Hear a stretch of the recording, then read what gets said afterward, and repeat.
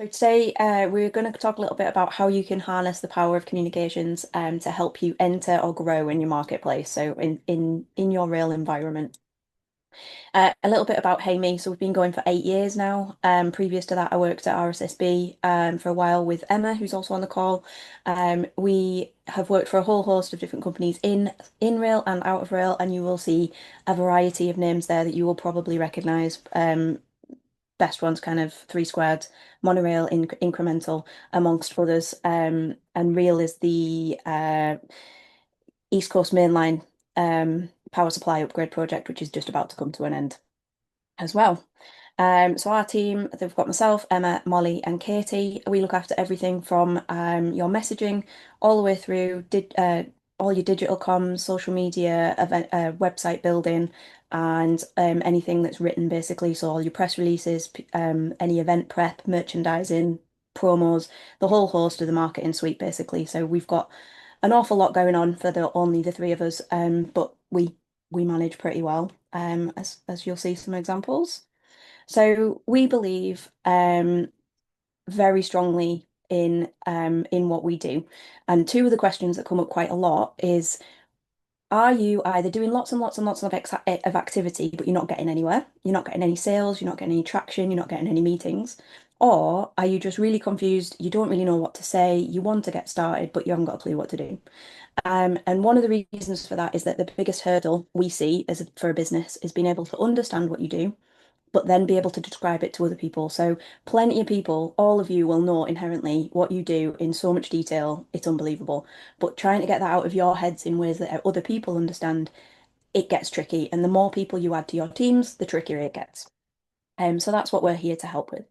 Now, this has been written down really simply, but for us, the idea is that communications is a strategic function. So we are strategic communications is the umbrella. We look after the narrative, the positioning, and we help establish the trust. And then through reputation management and stakeholder management, we use marketing, which is more to do with the revenue and the activities to share that information, and PR, which looks at the narrative and the visibility. And PR that deals with the reputation, earning the understanding, and influencing the opinion. That's all brought together by business development or your sales teams, which then build the relationships and translate all of that work that you've done. So all the visibility and all of the trust that you've built using marketing and PR, the sales teams, the business development teams then use that to translate it into growth. That is a high level kind of eh, strategic point of view of what comms is and how it all fits together that not everybody shares. So I completely understand if some of you are shaking your heads or you're not really sure or it doesn't really make any sense to you because it's a different viewpoint. The reason we believe that will become very clear in a second. So does anybody want to pop their hands up, or if Liam wants to shout out what answer he thinks, do you know the average reading age of a UK adult? I'll let Liam control if somebody's got their hand up, or I'll pick on someone. You can pick on them. I think it's probably about 11. 11? Marcus? I would go with 14, but in around what Liam said. Yeah, okay. Any more for any more? No? Okay. The average reading age for a UK adult is between 9 and 12 years old. Yay. We normally go with 9, as a we go with kind of lowest point denominator. To put that in perspective, love it or hate it, Guardian newspaper has average reading age of about a 12-year-old. The Sun newspaper, same rules, love it or hate it, had a reading age of about an 8-year-old. So that's just putting it in perspective, just so if you're reading different things, that's the reading age that we're looking at.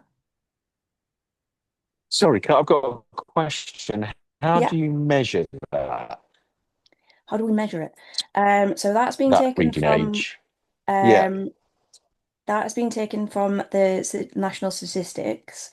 The national reading age of UK adults, I am assuming, is taken by levels of understanding when it comes to different tests and things that they put in place. They what it means is that it's the shared shared understanding or the shared language learning. So if you think before you put any specialism in place, which we all Mm. start in the UK at what, 14, we choose what subjects we're going to learn more about. So if you think before you put any of that tailored learning in, that's where it stops basically. So your shared understanding and your shared plain English level of reading is before you learn any of this extra experience. No, I work with France quite a lot. Is France? I mean, sorry to put you on the spot. You may not know this. So, but are we behind France with average reading age, or ahead, or I don't know. against our peer group? Good. We can Yeah. find Good. out, but I Yeah. don't No. know. So I'll put it into ChatGPT after the meeting, and I'm sure it'll tell me. Yeah. Yeah. Good. Thank you. So just it's just really as an illustration there that we all have our own experiences. We all have our own what we did to grow up or whatever it is, and we've all got specialisms in whichever industry that we went into or technical abilities we go into. And every time you specialize, you get a different set of language. So if you go to different companies, different sectors, you all have different language. And a lot of the time, you're using similar words, but to mean totally different things. So as communicators, we see it a lot, particularly with when you shorten words and you have symbols for things. And I've completely lost the word for that. So we believe that communications is in everything, which is where that strategic comms position comes from. That speaking in plain English is really important, and this isn't to do with dumbing down, it's just to be making things accessible. And that repetition is key to success. So you need to be able to repeat your message over and over again. And in this day and age, instead of being a linear process to get to your market or to get your market to you, it's more like a pinball machine. So if you think it used to be about seven points that you might see, now it might be about 20 points that you'll see before you get an action. The bigger the purchase, the more time it takes and the more touch points it takes. So I've got a little task for you. I bet you didn't realize you were going to be doing things. We're not going to ask you to read it out or anything, but if you can just take a minute, it'll be dead air for you, Liam, unfortunately. Take a minute and just write a little sentence describing your business as you see it at this moment in time.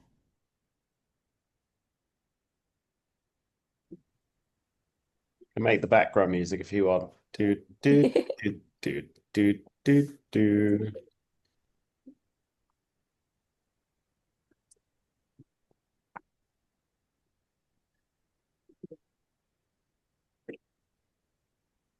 So imagine this is your elevator pitch. Somebody has just come up to you and said, "What do you do?"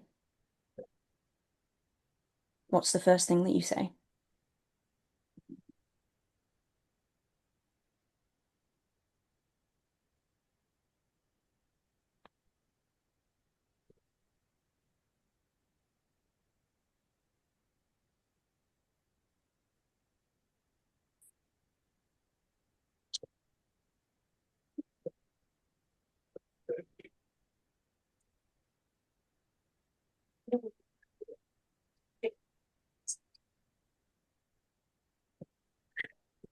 Okay, as people are writing, I'm just going to continue.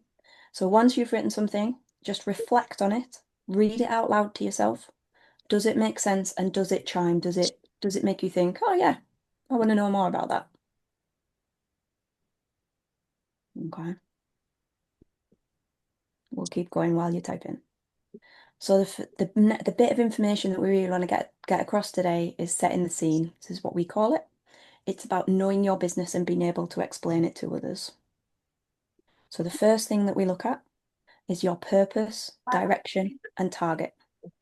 This is all about what you want to achieve and what actions you want from your audience. So we break this down. So you write down a list of things that you want to achieve, both from a business perspective, you want to grow, you want more businesses, but what are you trying to achieve on behalf of your customers as well?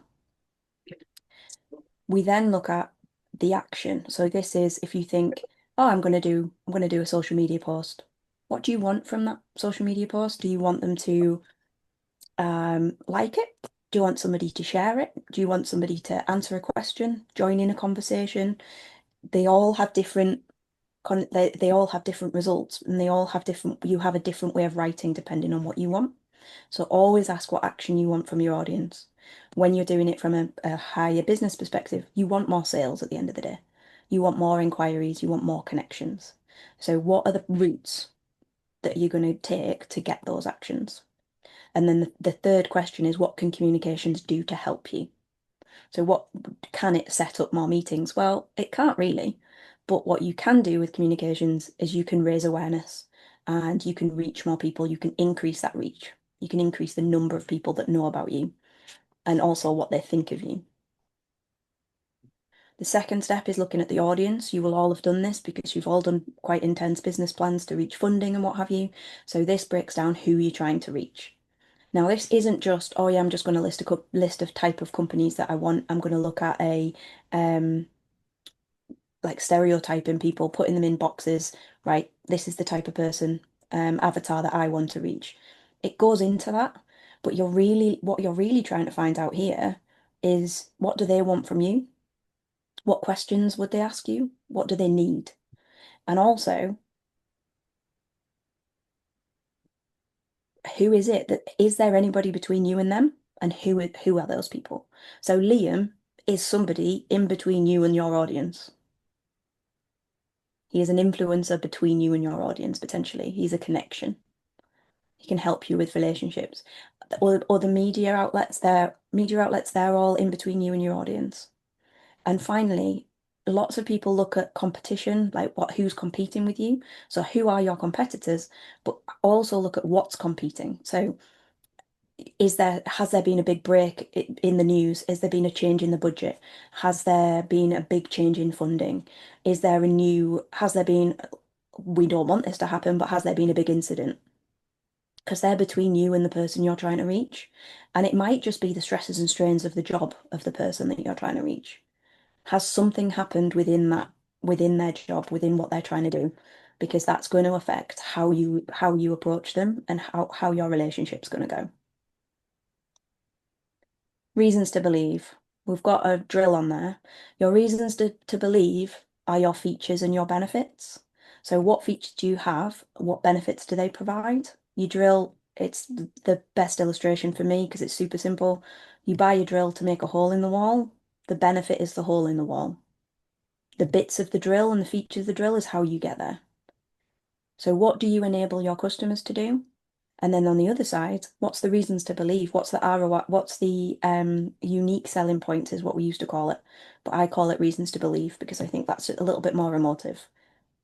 And what value do your customers get? And that is key. So we're always listing the things that you deliver, but we're always putting side by side with what the value and the benefit is for the customer.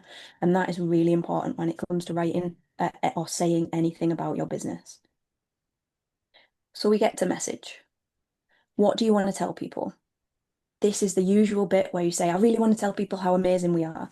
We've got this great new piece of technology. It's going to take loads of time off people. We're going to change the world. We've got all this stuff happening. We've got a new hire. But what does your audience want to know?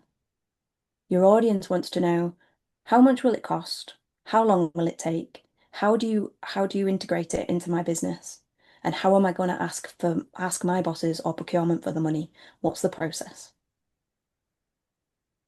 So you need both sides of that coin. And as a whistle stop through that, if you now try and do your description again, you can do that description with the lens of, who are you?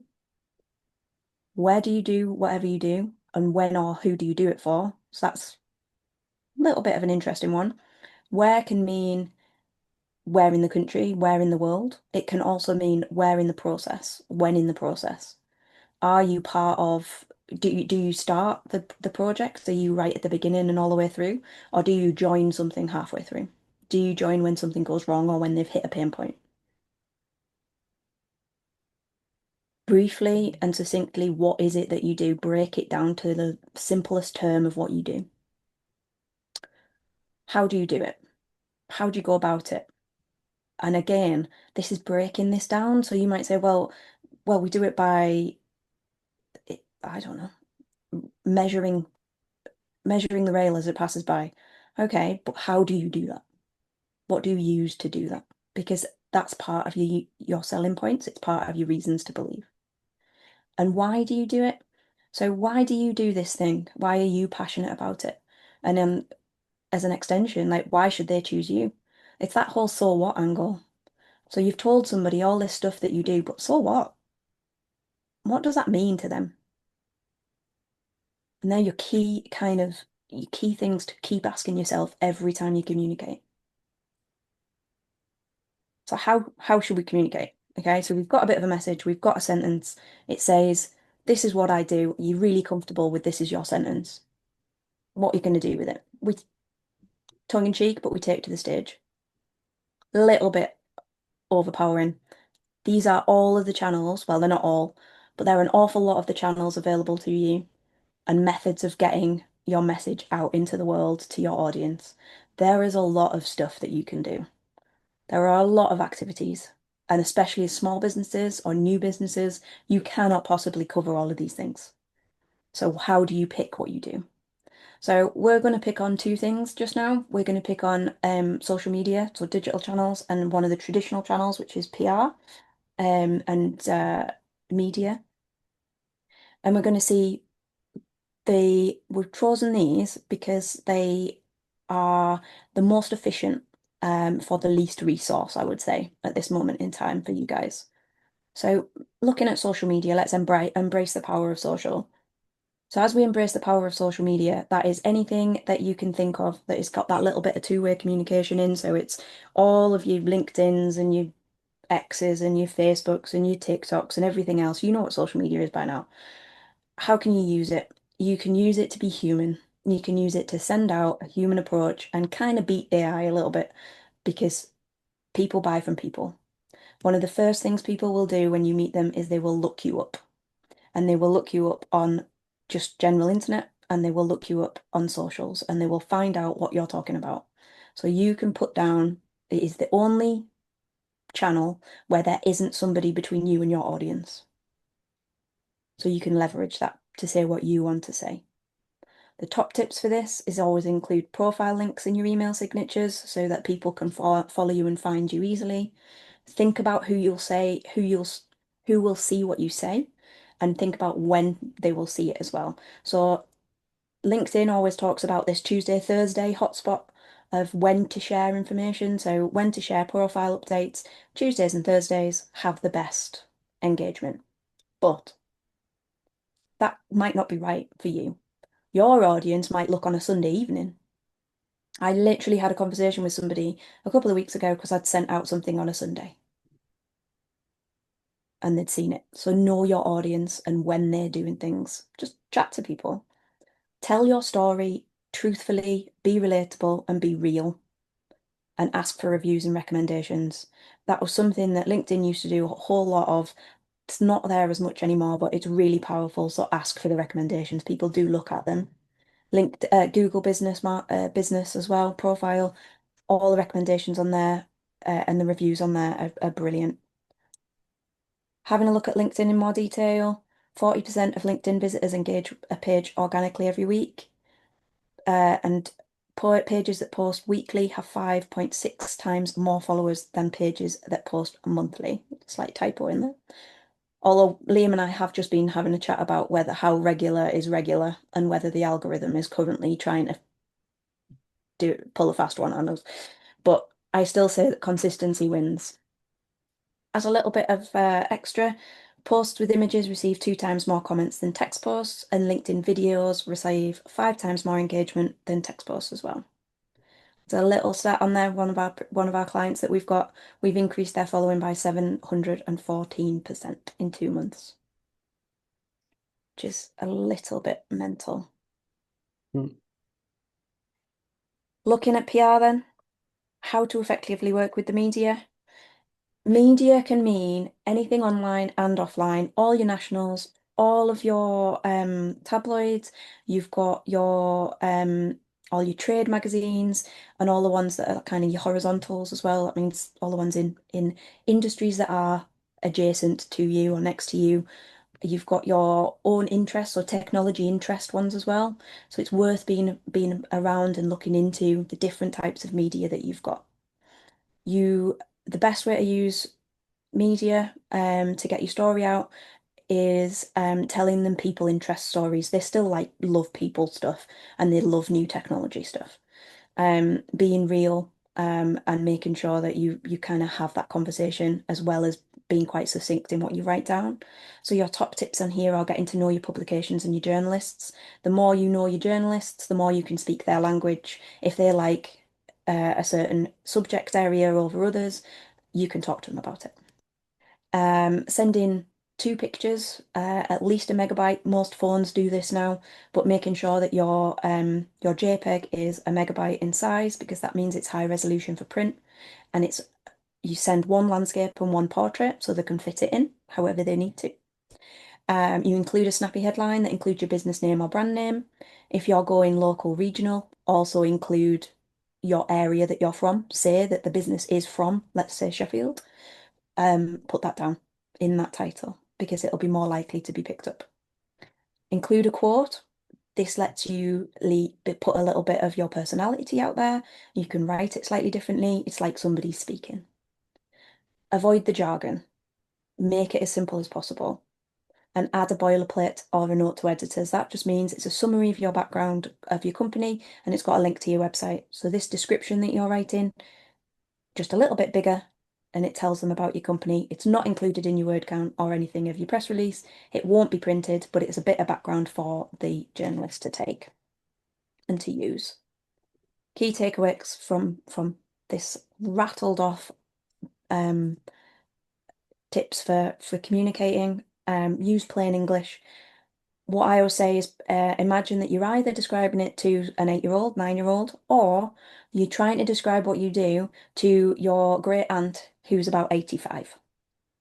Especially with technology stuff, it's usually a good one to think of because they don't usually know about most modern technologies, although some great aunts are extremely skilled. Think about the action that you want. What do you want from your audience? What do you want them to do? Understand your audience, who they are, what they do, what they like, what's the thing that's really, really making them struggle with the world. What does your audience value? And what are their reasons to believe in you? Choose the right tools for your resources and what time available you've got. And at the end of the day, every time you go to write something, ask so what. So you should, again, extremely quickly, be able to put together a better description of your company or your product than you could previously. You should have gained some understanding of what communications is and the options open to you. And you've got 7 key things to go through in a step-by-step to be able to make sure that everything works better for you.